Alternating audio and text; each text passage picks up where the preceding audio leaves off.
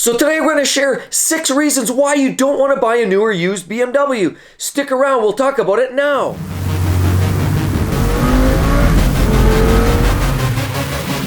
Welcome back to the channel, everybody. Mark with exoticcarplayplace. So the first reason you don't want to buy a BMW, mainly if you don't like new tech, the latest and the greatest. After all, BMWs were one of the first to come up with the iDrive or a reasonable facsimile. A lot of the brands are doing that now.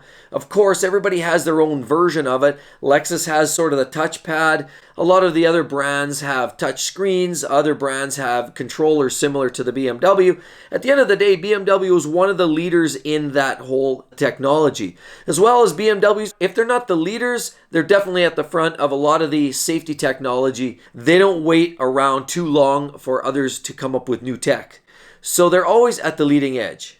Second reason why you wouldn't want a new or used BMW. Maybe you don't want a stylish Euro sport sedan or coupe. Maybe that's not your style.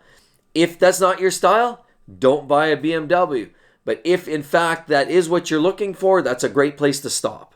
A third reason why you wouldn't like a BMW, new or used, is if you don't like performance. If you don't like performance, there's lots of other great brands out there that maybe focus less on performance and more on reliability or more on tech or more on just general other concepts or even just lower cost construction which gets handed down to the consumer.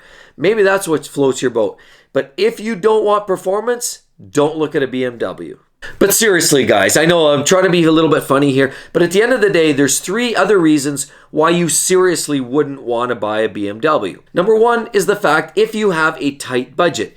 If you have a tight budget, it's going to be very difficult for you to properly maintain a BMW to the specified level that the manufacturer suggests. That's okay. Not everybody has a whole pile of wealth around them that they can go and spend money frivolously and buy all kinds of things.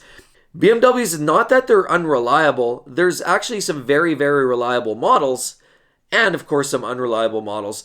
But more importantly, when they break, and they do, that's when it gets expensive. It's not so much that a lot of these models break frequently, it's just when they do, some of the parts can get very, very costly.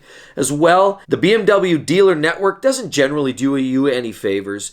Yeah, you get a nice concierge, you get the people treating you very well, and you get this perception of, grandeur. You're in a great dealership with lots of wealth around you. But at the end of the day, they're just trying to massage you. And realistically, it's just setting you up for the expectation of throwing money at the dealership for maintenance service. And even while you're floating around looking at the parts store, hey, they've always got nice t-shirts and hats they're sitting around waiting to buy. So that's something that they're always willing to capitalize on as well. Trying to grab your dollars. A second reason seriously why you may not want to buy a BMW is because they use some finicky parts. And when I say finicky, I don't mean necessarily expensive because we touched on that. Finicky as in things, for example, like premium fuels, which in itself isn't a big deal. You can get premium fuel anywhere. Another thing would be like run flat tires. If you damage a tire, say you take a nail or you damage a sidewall on a run flat tire and you have less than about 60% tread wear left, if it's an all-wheel drive vehicle like an X series vehicle, you're replacing all 4 tires at your expense. And don't forget, run flats are usually about twice the cost of a standard tire. That gets very, very expensive. And as well, BMW generally doesn't build in provisions to put in a spare tire while you're running on standard tires. They want you to use the run flats. As well as some of the other obscure fluids. A lot of times some of their vehicles are specced with oil that are very difficult to find. Weights that are very, very difficult to find for some of their vehicles, particularly the M cars. Sometimes I found it difficult to actually get my hands on the right type of oil. It may not necessarily have to be the same manufacturer, but just to get that weight of oil sometimes can really be a challenge. But if you're buying at the dealer, they'll have all those parts and materials.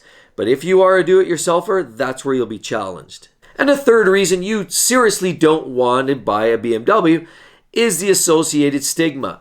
It's no secret that BMW drivers often don't use their signal lights. That's a common stigma, whether it's legitimate or not. I know I drive BMWs and I do use my signal lights, so I think a lot of it's false. But nonetheless, there's a stigma not using signal lights, driving like a maniac, speeding, parking at angles in a parking lot and consuming 2 or 3 stalls at once. So there's a lot of those things, stigma, that goes with the ownership of a BMW, and a lot of people assume that BMW owners are jerks, when in fact you guys all know, and I know, that most BMW owners are great people.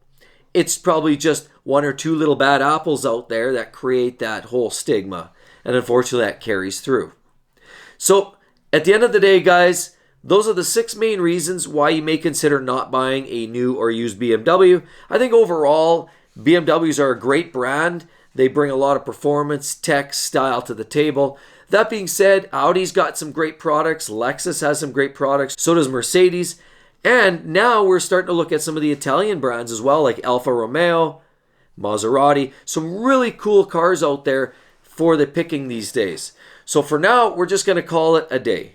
Thanks again, everybody, for coming out and watching the video. I really appreciate all you guys coming, watching the videos, dropping the comments, giving thumbs up.